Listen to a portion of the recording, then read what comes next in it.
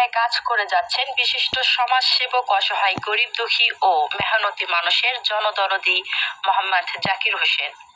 তিনি আশা করেন আসন্ন ইউনিয়ন পরিষদ নির্বাচনে জনগণ শান্তিপূর্ণভাবে ভোট দিয়ে জয়যুক্ত করলে এলাকায় মাদকমুক্ত সমাজ গঠন করবেন এবং ঘুষ, অনিয়ম, দুর্নীতি বন্ধ করে এলাকার রাস্তাঘাট, বেকারত্ব দূর করে এলাকায় ব্যাপক উন্নয়ন করবেন।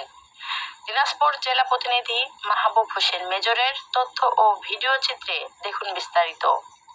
দিনাজপুর জেলার সদর ২ নং সুন্দরবন ইউনিয়ন পরিষদের আসন্ন ইউনিয়ন পরিষদ নির্বাচনে চেয়ারম্যান পদপ্রার্থী বিশিষ্ট সমাজসেবক, অসহায় গরিব দুঃখী মেহনতি মানুষের জনদরদি মোহাম্মদ জাকির হোসেনকে স্থানীয় জনগণ ভোটের মাধ্যমে চেয়ারম্যান পদে নির্বাচিত করলে এলাকার রাস্তাঘাট, শিক্ষা প্রতিষ্ঠান, স্বাস্থ্যসেবা, সেই সঙ্গে মাদকমুক্ত সুশীল সমাজ গঠন করে ব্যাপক উন্নয়ন করবেন।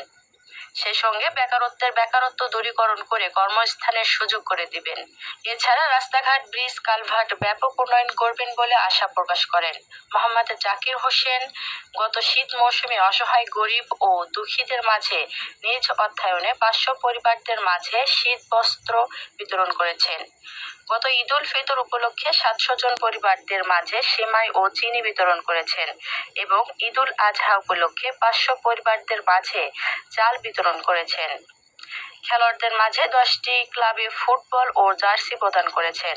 এছাড়া যে কোনো বিপদ আপদে পাশে আছেন ও ভবিষ্যতেও অসহায় গরিব দুঃখীদের পাশে থাকবেন। তাই আসন্ন ইউনিয়ন পরিষদ নির্বাচনে এ ধরনের নীতিবান সমাজসেবক ও মেহনতি গরিব দুঃখীদের জনদরদি ব্যক্তি মোহাম্মদ জাকির হোসেনকে এই দিনাজপুর সদর উপজেলার ২ নং সুন্দরবন ইউনিয়নের যোগ্য ব্যক্তি অত্র পরিষদের চেয়ারম্যান হিসেবে দেখতে চান অত্র ইউনিয়নবাসী।